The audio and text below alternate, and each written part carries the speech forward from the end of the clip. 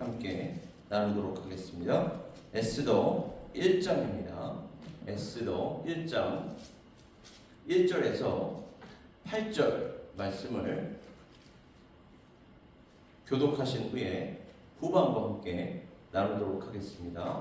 에스더 1장 1절에서 8절 제가 먼저 봉독하도록 하겠습니다.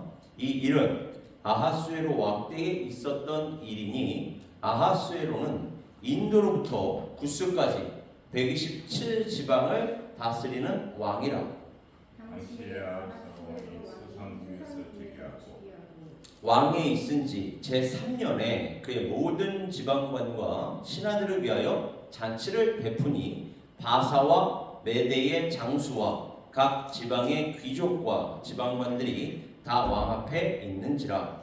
왕이 일어나고 180일 동안에 그의 영화로운 나라의 보안과 위엄의 혁혁함을 나타내니라. 이 날이 지남에 왕이 또 도성 수산에 있는 귀천간의 백성을 위하여 왕궁 후원 뜰에서 7일 동안 잔치를 베풀세. 백색, 녹색, 천색, 자색 가는 별주로 내리서 기둥 온물을 열고 금으로 만든 불상을 하만석, 백석, 운모석, 흑석을 깐 땅에 진술하고 금잔으로 마시게 하니 잔의 모양이 각기 다르고 왕이 풍부하였으므로 어주가 한이 없으며 다 같이요. 마시는 것도 법도가 있어 사람으로 억지로 하지 않게 하니 이는 왕이 모든 국내 관리에게 명령하여 각 사람이 마음대로 하게 함이더라. 아멘.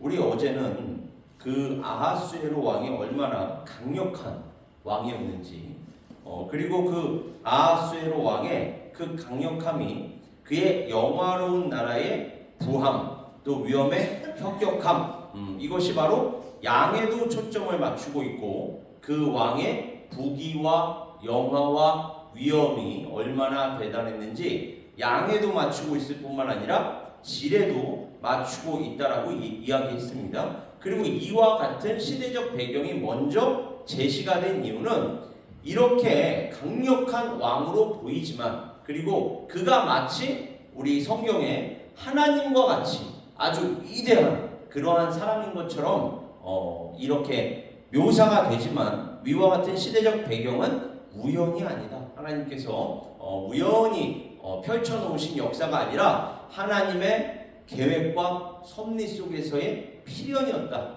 왜 필연이었느냐? 그리고 어떻게 필연일 수 있었느냐? 당신의 백성을 구원하시기 위한 그 원대한 구속사 속에서 역사하시는 하나님 그리고 예수 그리스도 안에서 더 궁극적으로 이야기하자면 교회나 그리스도인들 우리를 얘기하는 거죠. 오늘날 우리까지도 구원하시고 사망에서 영원한 생명으로 옮기시기 위하여 역사하시는 그 전지전능하신 하나님을 우리에게 보여주고 있는 것이다. 이렇게 말씀을 드렸습니다. 그리고 그 전지전능하신 하나님은 인류 역사 아하수에로 왕이 다스리던 그 페르시아 제국만이 아니라 과거와 현재 그리고 미래에 있을 모든 나라 온 세계와 열방을 다스리시는 그 주권이 그 왕에게 만왕의 왕 만주의 주 하나님께 그리고 다시 오실 그 예수 그리스도께 있다라고 어제 말씀을 함께 나누었습니다. 그리고 오늘 본문 말씀은 그 후반부를 역시나 그 요점에서 그 포인트에서 또 시작하고자 합니다. 그 다니엘서를 보면 왕이여 지극히 높으신 하나님이 왕에 붙인 느부갓네살에게 나라와 큰 권세와 영광과 위엄을 주셨고 느부갓네살에게도 오늘 본문 말씀에 아하수에로 왕에게 주셨던 것처럼 나라와 큰 권세와 영광과 위엄을 주셨고 그에게 큰 권세를 주셨으므로 누가요? 하나님이. 그러니까 여기서의 주체도 느부갓네살 왕이 아니고 오늘 본문 말씀에 주체도 아하수에로 왕이 아닌 성경은 누구를 우리에게 초점을 맞추게 하시는 거예요? 하나님입니다. 전지전능하신 그 하나님입니다. 백성들과 나라들과 언어가 다른 모든 사람들이 그의 앞에서 떨며 두려워하였으며 그는 임의로 죽이며 임의로 살리며 임의로 높이며 임의로 낮추었더니. 그러니까 높이고 낮추고 죽이고 살리고 이 권세가 누구에게 있다는 것입니까? 하나님께 있다는 거예요. 그러니까 느부갓네살이 어마어마한 그 권력을 가지고 강력한 그 권세를 휘둘렀던 왕이지만 오늘 본문 말씀에 아하수에로 왕처럼 다니엘이 그 왕에게 또 그리고 느부갓네살의 그 아들이었던 왕에게도 그 권력이 그 권세가 누구에게로부터 왔는지를 기억하셔야 합니다. 그러면서 그 글을 해석하건대 매네는 하나님이 이미 왕의 나라의 시대를 세워서 그것을 끝나게 하셨다 하니요. 누가요? 하나님께서 권력이 아무리 대단해 보여도 권세가 아무리 지극해 보여도 결국 하나님께서 낮추기로 결정하셨다면 낮출 수밖에 없다는 것입니다. 이 정도로 모든 것이 다 하나님의 장중에 있다. 그래서 사도 바울은요, 우리 성도들에게도 이와 같이 권면을 하고 있는 거예요. 각 사람은 위에 있는 권세들에게 복종하라. 왜요? 그 권세가 사실은 그의 권세가 아니라 하나님께서 주신 권세이기 때문에 그래요. 그래서 우리가 오늘날 이렇게 세상을 살아가면서도 경제 지도자, 사회 지도자, 정치 지도자들이 있습니다. 그런데 그들이 가지고 있는 그 권세 또한 결국은 그들이 이룩한 권세가 아니라 누가 주신 권세라는 거예요? 하나님께서 주신 권세다. 그래서 하나님께서 세우신 권세이기 때문에 모든 권세는 다 하나님께서 정하신 바라 따라서 각 사람은 위에 있는 권세들에게 먼저 복종하라. 하나님의 말씀에 반하는 그러한 것들을 요구하지 않는 이상 우리는 기본적으로 그 권세에 복종할 필요가 있다라고 그 권세의 근원이신 하나님께로 초점을 맞추면서 사도 바울은 교회에게 그리스도인들에게도 권하고 있는 것입니다. 또한 그런즉 너희가 먹든지 마시든지 무엇을 하든지 다 이제는 그 하나님을 알았다면 다 하나님의 영광을 위하여 하라. 하나님께서 우리 모두에게 그 영광을 위하여 생명도 주셨고 호흡도 주셨고 능력도 주셨고 은사도 주셨고 또 관계도 주셨으니 그 모든 것을 이제는 하나님의 영광을 위하여 하라 라고 사도 바울은 우리에게 권하고 있습니다. 또 오늘 본문 말씀은 무엇을 얘기합니까? 자, 그 반대편을 보라고 이야기하는 거예요. 그 반대편이란 무엇을 얘기하는 거냐? 제가 지금 말씀드리고자 하는 바가 지극히 강력한 권력과 권세가 오늘 본문 말씀에 기록이 되어 있지만 그 권력과 권세는 이 세상에서 권력과 권세가 주는 그리고 쾌락, 욕망 이러한 것들은 족함이 없다는 것입니다. 아무리 우리가 보기에 야, 저 사람은 돈이 저렇게 많아서 걱정이 없겠어. 저 사람은 저렇게 유명해서 얼마나 부러운지 몰라 라고 사람들이 칭찬을 하고 높여 줄 수 있을지는 몰라도 그 뒤편으로 가보면 족함이 없다는 것입니다. 족함이 없는 세상의 쾌락과 욕망 그것을 우리에게 단호적으로 보여주고 있는 거예요. 이게 아무리 극에 달해 보여도 사실은 끝이 없는 것이다. 이것들로는 너희가 절대 만족할 수가 없다. 그러나 이와 대조적으로 그렇다면 성경은 우리에게 무엇을 얘기합니까? 우리를 만족시켜 주시는 분이 있다. 누굽니까? 하나님이시라는 거예요. 우리는 주님 한 분만으로 그래서 만족할 수가 있다는 것입니다. 물론 그렇다고 우리가 주님 한 분만으로 만족한다라는 그 말이 돈도 필요 없고 명예도 필요 없고 의식도 다 필요 없고 그런 말을 하는 게 아니에요. 우리는 주님 한 분만으로 만족할 때에 당신의 자녀를 하나님께서 그냥 놔두시겠냐는 겁니다. 우리가 육신의 부모도 그 자녀를 위해서 자녀가 특히 뭔가 일이 잘 안 풀릴 때에 노심초사하면서 그 자녀를 위하여 걱정하지 않습니까? 기도하지 않습니까? 하물며 하늘에 계신 우리 하늘 아버지께서 하나님 아버지께서 우리를 얼마나 눈동자와 같이 지키기를 원하시겠습니까? 그러니까 그 하나님을 믿는다면 그 하나님의 그래서 나라와 의를 구한다면 하나님께서는 그 모든 것을 우리에게 더하신다는 것을 믿으라는 것이 바로 성경에 가르치는 것입니다. 그래서 모든 것에 충만하실 뿐만이 아니라 모든 것에 충만하시죠. 족함이 없는 세상의 욕망, 쾌락 그리고 그 욕망과 쾌락을 채워줄 것 같은 채워주는 게 아니에요. 채워줄 것 같은 권력과 권세와 대조적으로 사실은 모든 것에 다 충만하신 하나님 그리고 감사하게도 충만하신 그 능력, 충만하신 모든 것으로 교회 또는 그리스도인들로 예수 그리스도 안에서 당신의 모든 충만하신 것으로 충만하게 하시는 하나님. 그래서 우리가 그 하나님만을 믿고 하나님만을 의지할 때에 세상이 줄 수 없는 그 만족, 세상이 줄 수 없는 그 평안을 우리에게 주시겠다라는 것입니다. 그것이 바로 하나님의 약속이고 또 하나님의 인도하심이고 하나님의 역사하심입니다. 그래서 예수 그리스도 안에 있는 하나님의 뜻을 먼저 구하라고 성경은 우리 교회에게 그리고 그리스도인들에게 권하고 있는 것입니다. 그래서 성경을 보면 이거에 대한 아주 직접적인 그러한 표현들이 역시나 기록이 되어 있어요.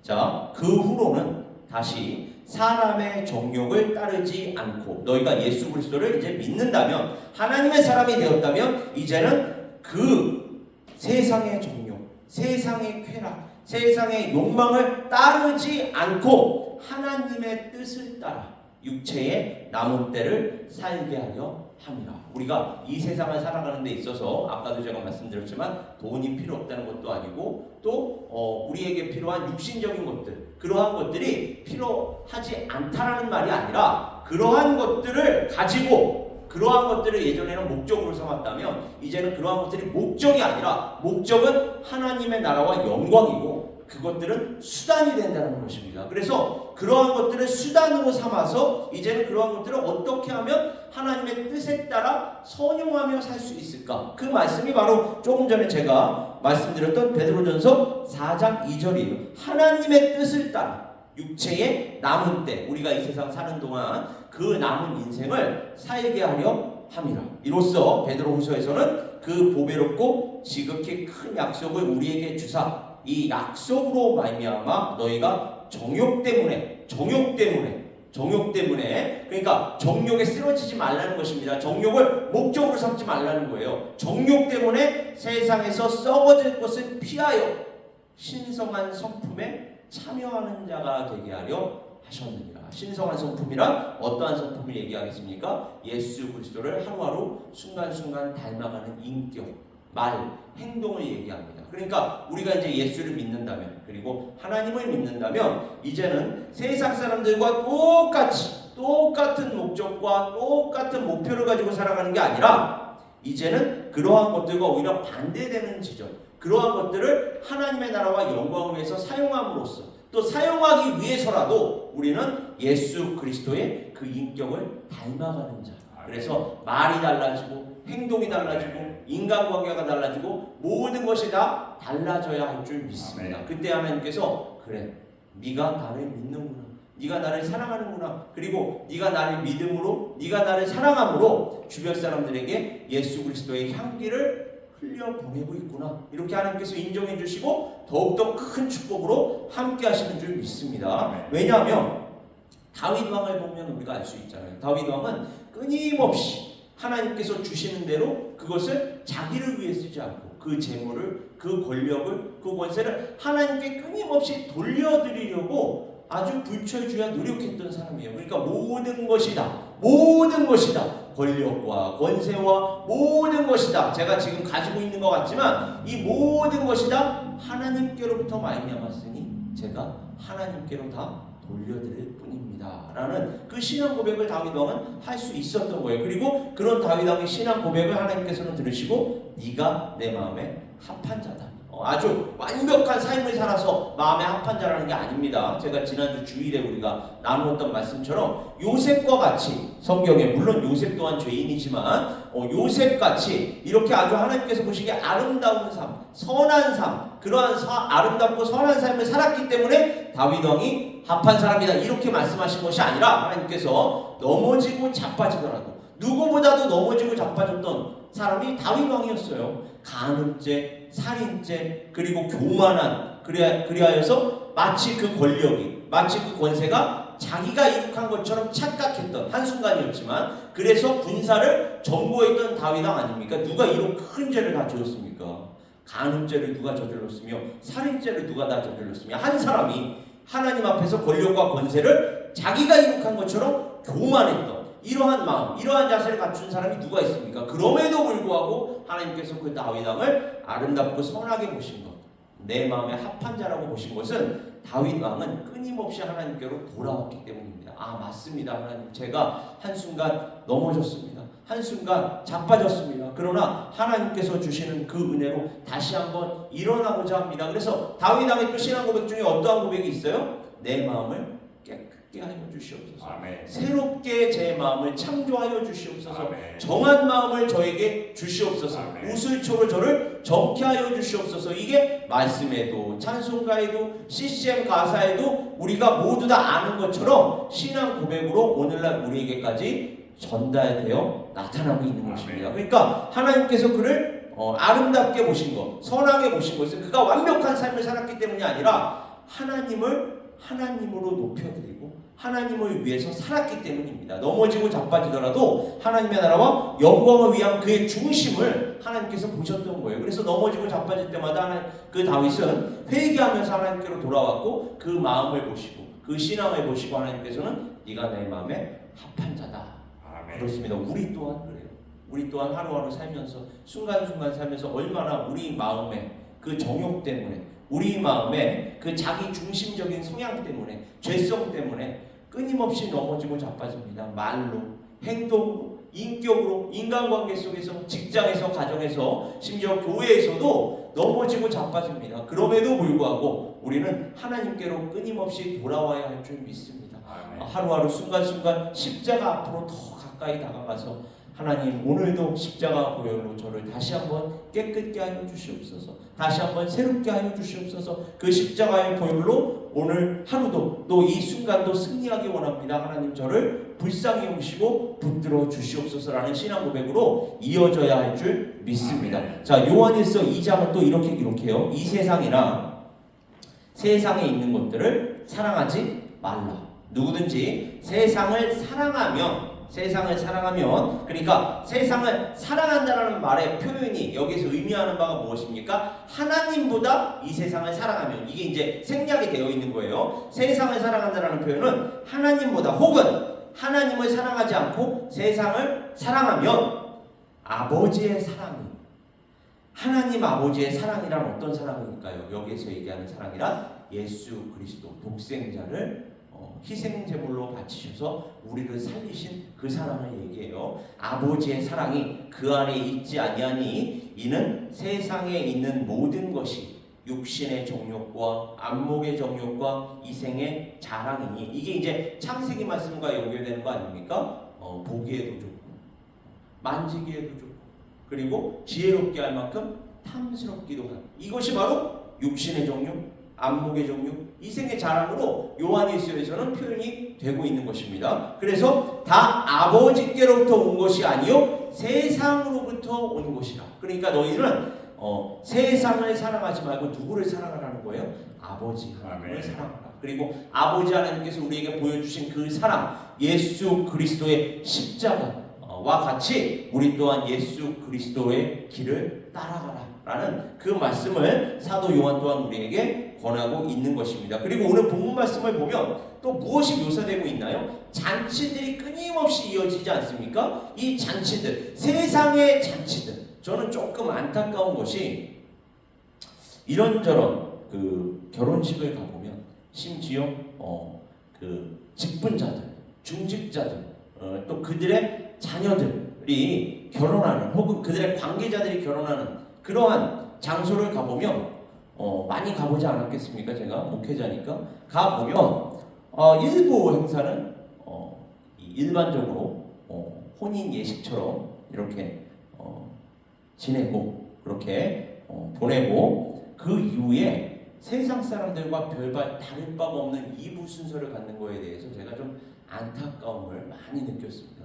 중직자들의 자녀들이라 할지라도 그 안에서 술 파티가 벌어지고 댄스 파티가 벌어지고, 그리고 그게 마치 당연한 것인 것처럼 마치 이 세상의 유행, 그 유행을 거스를 수가 없습니다. 어쩔 수 없이 해야 합니다 라는 식으로 이렇게 이루어지는 것을 보고 저는 안타까움을 참 느끼면서 그 자리를 빨리 나올 수밖에 없는, 저는 그래서 누군가의 혼인 그 그 잔치를 가면 그렇게 오래 있지 못하는 사람 중에 한 사람입니다. 그냥 혼인 예식 치르고 음식 함께 나누고 그 위에 그냥 바로 나올 수밖에 없는 그러한 항상 물론 바쁘기도 하지만 그러한 순서들을 보고 좀 이렇게 안타까워했는데, 이 모든 혼인잔치들이 사실은 그 혼인잔치를 보면서도 우리가 느껴야 할 게 있어요. 그리스도인들은, 교회는 그 혼인잔치를 혹은 수많은 잔치들에 참여하면서 사람들이 갖는 어떤 감정이랄까요?